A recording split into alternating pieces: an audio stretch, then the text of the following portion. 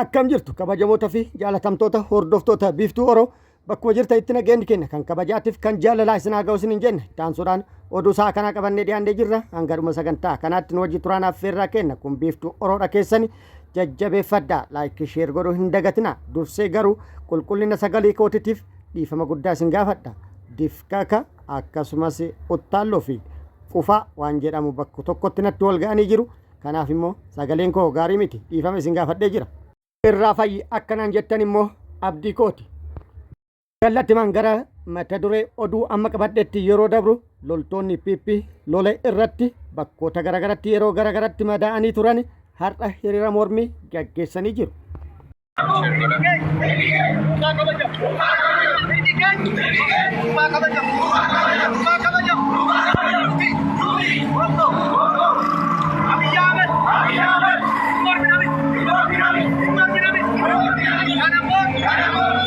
Hiriira mormii kana kan gaggeessan magaalaa Bishooftuutti yoo ta'u maaliif gaggeessan kan jedhu qabadhee jira isin biraan gaha.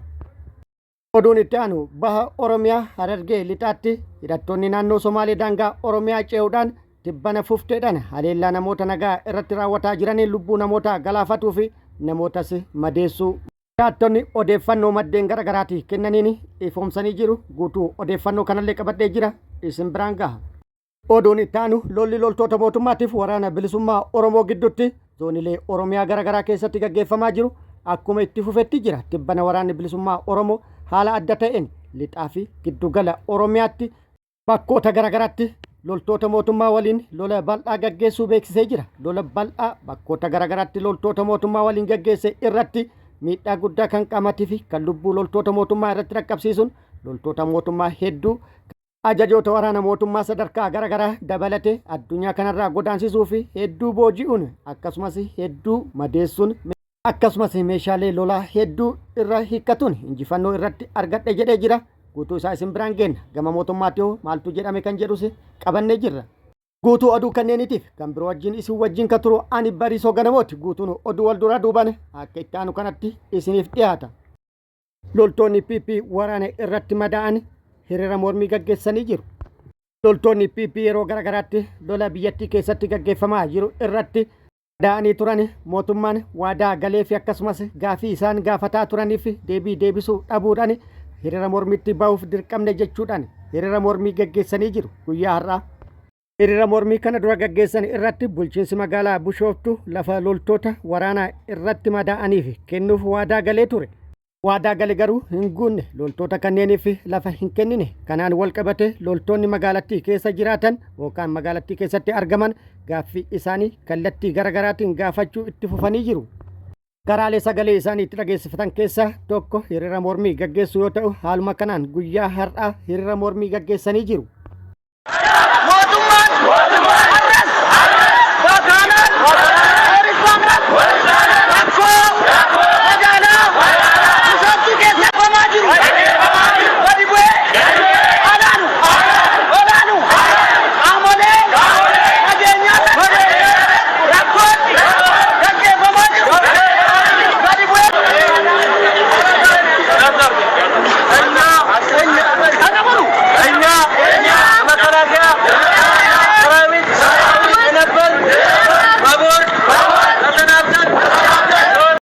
Haaluma viidiyoo irratti argitan kanaan kana duras irra deddeebi'uun gaafii dhiyeessaa turuu fi hiriira mormillee gaggeessanii waadaan galamuu fi ibsamee jira.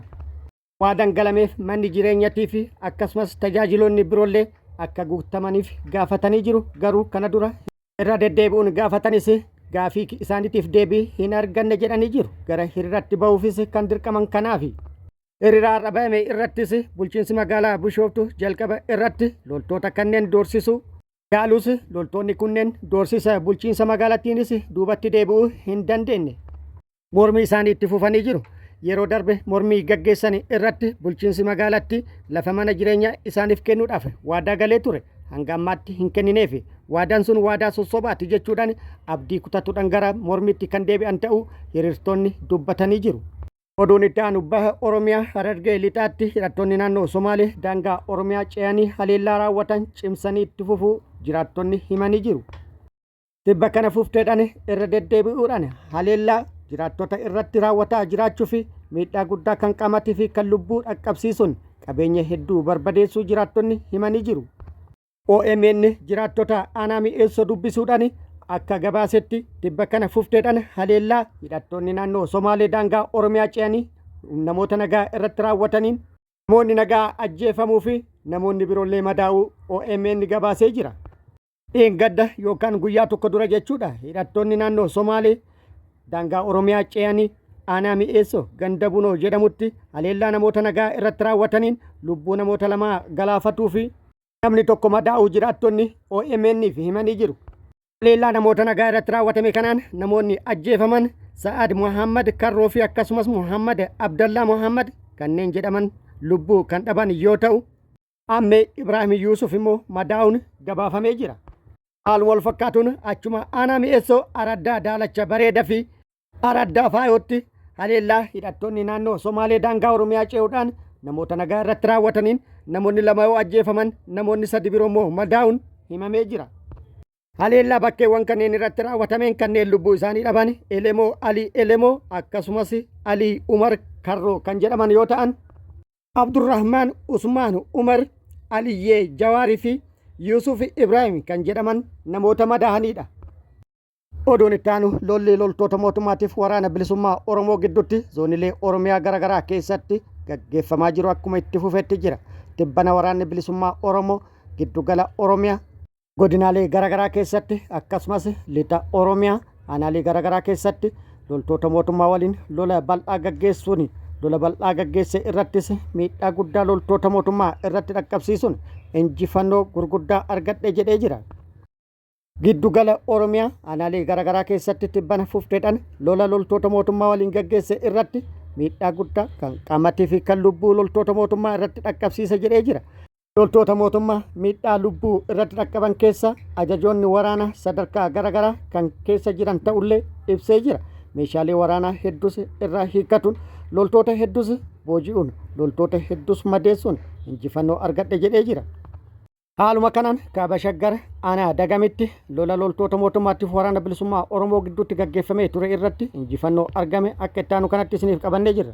Waraanni bilisummaa Oromoo zoonii giddugala Oromiyaa tarkaanfii kaaba shaggar aanaa dagam ganda leemman carraaqii jedhamu keessatti fudhateen injifannoo argate. Irree fi gaachanni saba Oromoo oboo zoonii giddugala Oromiyaa tarkaanfii murna bilisiginnaa irratti fudhate kanaan injifannoo boonsaa gonfatee jira. Abdiin saba Oromoo tarkaanfii kanaan waraana murna bilisiginnaa irraa nama 15 yoo ajjeesu nama 22 ammoo madeessee nama 3 jira harkaan qabee jira. Waraanni bilisummaa Oromoo yeroo tarkaanfii kana fudhatu osoo diinni alkandoo godhatee ummata dararuuf deemtu dursee haxee ittidhee sagantaa ishii fashaltuun alatti injifannoo waraanaa gonfatee jira. Kana malee meeshaalee waraanaa garee fi dhuunfaa diina harka micciiree irraa hiikee jira. Gama meeshaatiin sinaayipara tokko akaamaa 12 guutuu hidhannoo guutuu waliin dugda diinaa irraa hiikuun galii moonaa qabsoo bilisummaa Oromoo taasisee jira. Waraanni murna bilisiginnaa tarkaanfii oboo kanaan kan guddoo miidhamte yoo ta'u kan irraa hafte gara magaalaa Alii Dooroo jedhamutti akka baqatte dhagahamee jira.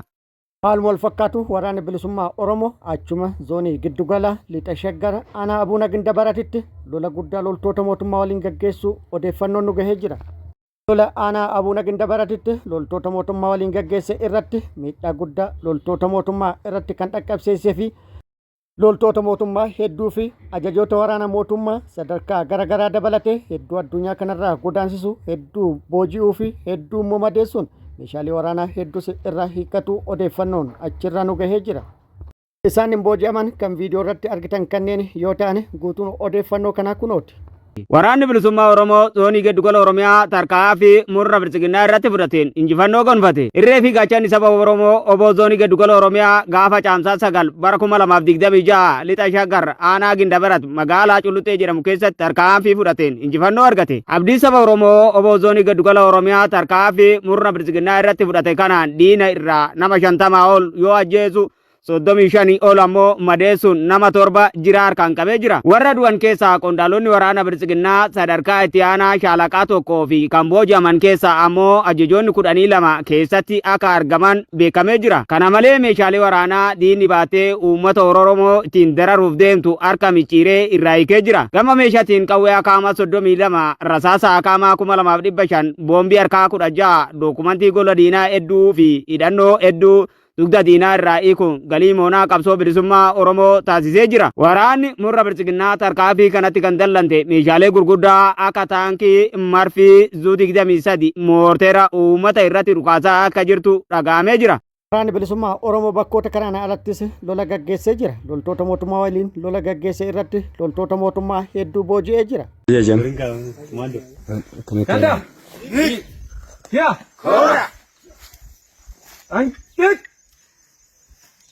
Malabat, hit.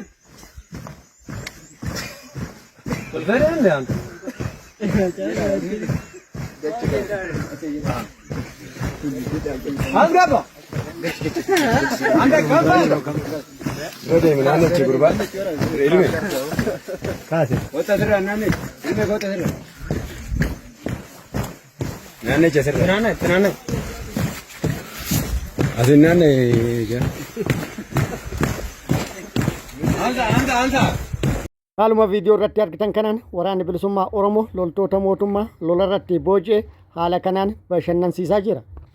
Isaan carroomanii fi lubbuun hafan haala argitan kanaan mirga isaanii kabajuun akka hin dhiphanne yookaan dhiphinni itti hin argamne yookaan ittiin uumamne tabsiisaa jira yookaan bashannansiisaa jira. Bakkoota lolli itti gaggeeffame kanaan wal qabatee odeeffannoon gara mootummaatii jiru hin jiru yookaan odeeffannoo argachuuf yaallee jirra. Argachuu hin dandeenye ta'ullee mootummaan gama isaatti maqaa opereeshinii waraana bilisummaa Oromoo balleessuu jedhuun guutuu Oromiyaa keessatti humni bobbaase lolli itti fufee jira. Loltoonni isaa loltoota waraana bilisummaa Oromoo waliin gaggeessan irratti Oromiyaa bakkoota garaagaratti loltoota miseensa waraana bilisummaa Oromoo ta'an hedduu booji'uu maddeen odeeffannoo isaanii ibsaa jiru. Qabatamaan garuu eessatti loltoota meeqa kan jedhu ifa hin taane. Kabajamoota fi jaalatamtoota hordoftoota keenya oduun ammaaf qabadde kana hanga ammaa kana guutuu oduu wajjin isin wajjin kan ture ani Bariisoo Ganamooti. Hanga yeroo itti aanutti deebinee wal agarrutti nageenyi Rabbi isiniif haa baay'atu. Nagatti nu turaan hawwii keenna nagatti nu tura.